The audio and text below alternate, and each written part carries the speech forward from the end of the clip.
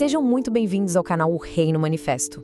Hoje a gente vai mergulhar em uma das imagens mais poderosas e, por que não dizer, radicais das Escrituras. A história de uma mulher e um vaso de alabastro quebrado. O que para uns foi um desperdício total, para outros foi a forma mais pura de adoração.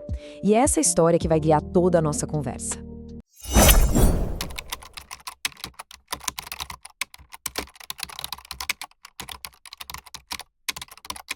O Reino Manifesto. Imagina só a cena, a tensão no ar. De um lado você tem a lógica humana, a calculadora na mão. Os discípulos olham para aquilo e o que eles veem? Um erro de cálculo, um absurdo, um baita desperdício. Eles estão pensando no dinheiro, no que dava para fazer com aquela grana. É uma visão, assim, bem pragmática, né? Focada na eficiência. E aí, o jogo vira completamente. Porque para a mulher, a conta era outra.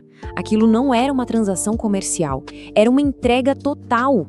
O valor de Jesus para ela simplesmente não cabia em nenhuma planilha. Ela não estava vendo um ano de salário indo pelo ralo. Ela estava vendo a oportunidade de dar tudo o que ela tinha, porque era mais valioso no mundo. E é aqui que a coisa aperta um pouco pra gente, né? O que o mundo olha e chama de desperdício, a fé pode ver como devoção pura. Então a pergunta que fica é: o que realmente significa desperdiçar a própria vida por algo ou alguém maior? É exatamente isso que a gente vai investigar agora. Então vamos fundo nessa tensão, nesse conflito entre a razão e a adoração de verdade. Olha só essa comparação. Fica bem claro, né? De um lado, o raciocínio humano, sempre naquela de qual o custo e o benefício, isso faz sentido. E do outro lado, a adoração verdadeira, que não tá nem aí para a lógica. Ela parte da entrega, do sacrifício, porque reconhece um valor que simplesmente não dá para medir. É por isso que um ato de fé genuína pode parecer loucura, pode até ofender uma mente que é racional demais. Nossa, essa frase aqui, ela vai direto na ferida, né? A ideia de desperdício é, na verdade, um sintoma. Ela revela o valor real que a gente dá para Deus. Porque pensa bem, se ele é só uma parte da sua vida, qualquer sacrifício vai parecer um exagero. Mas, se ele é o centro de tudo, nenhuma entrega é grande demais. Para a gente entender isso de um jeito mais profundo, vamos usar a própria metáfora que a história nos dá: o vaso e o perfume. Primeiro, o vaso. Ele era uma peça bonita, valiosa, algo que todo mundo via e admirava. Ele é uma figura perfeita do nosso homem exterior. Sabe, nossa vida natural, nossa inteligência, nossas emoções, nossa força de vontade. É a parte de nós que o mundo vê, que o mundo aplaude. É a nossa casca. E dentro do vaso, ali estava o tesouro de verdade, o perfume, o nardo, puro. Ele representa o nosso homem interior, o nosso espírito, aquele lugar onde a vida e o poder de Deus realmente habitam. É o tesouro que está escondido. Não é o que o mundo vê, mas é o que tem valor eterno. Então a gente vive com essa dualidade. O vaso, o homem exterior, é visível. O perfume, o homem interior, está oculto. E o mundo bom, o mundo adora aplaudir um vaso bonito, né? Uma inteligência brilhante, uma personalidade forte. Mas o verdadeiro tesouro, segundo essa metáfora, é o perfume, é a vida de Deus que está lá dentro. E aí é que mora o perigo. É muito, muito fácil a gente valorizar mais o vaso do que o perfume. A gente passa a vida toda polindo o exterior, sabe? Investindo nas nossas capacidades, na nossa imagem, enquanto o tesouro interior, a vida espiritual, fica lá guardadinho, contido, sem poder sair.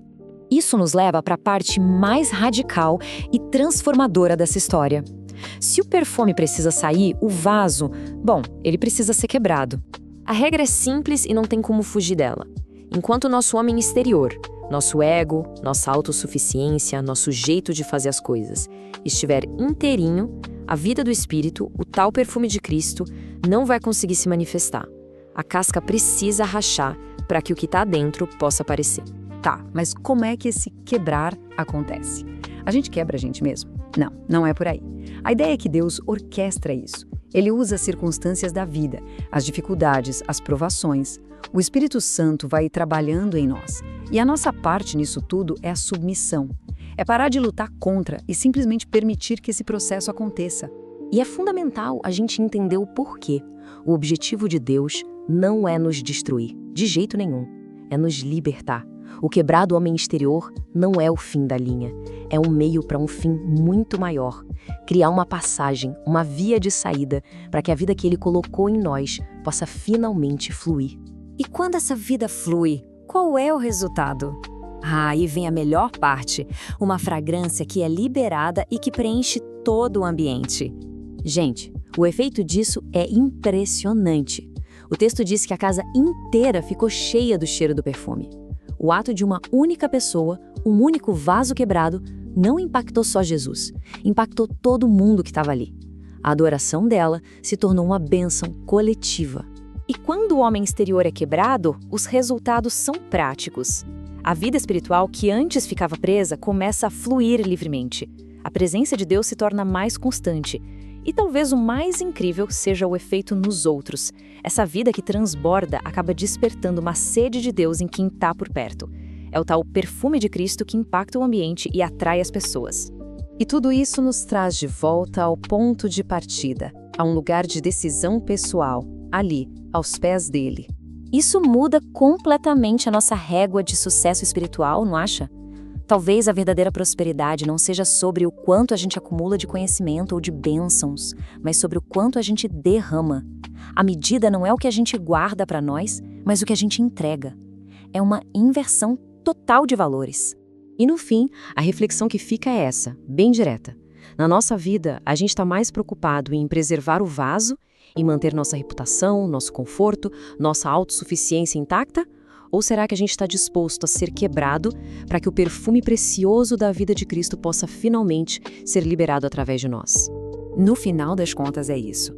O que o mundo chama de desperdício, o céu celebra como adoração. Se essa ideia de se derramar aos pés dele faz sentido para você, deixa a sua curtida.